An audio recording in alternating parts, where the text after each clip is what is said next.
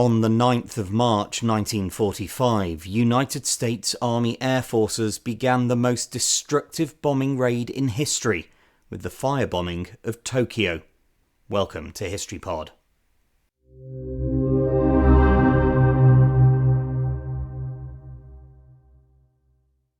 The US raid, known as Operation Meetinghouse, was planned as a night attack using B-29 Superfortress bombers flying at low altitude.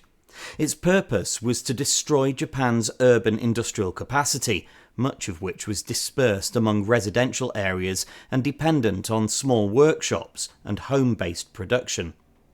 Earlier high-altitude precision bombing had been undermined by weather conditions, jet stream winds, and the nature of Japanese industry.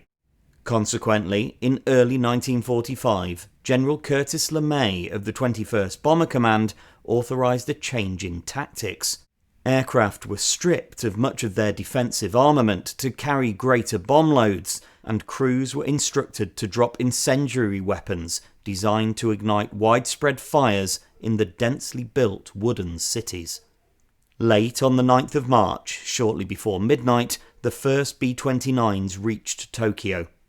Over the following hours, approximately 300 bombers dropped thousands of tons of incendiaries, primarily M69 napalm-filled bomblets, over the eastern districts of the city.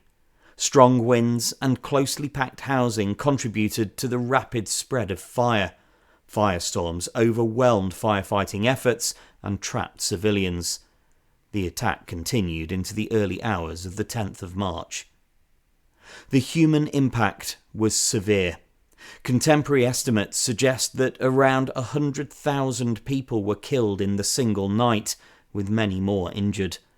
Large areas of Tokyo were completely destroyed, leaving roughly 1 million residents homeless, while industrial output was crippled.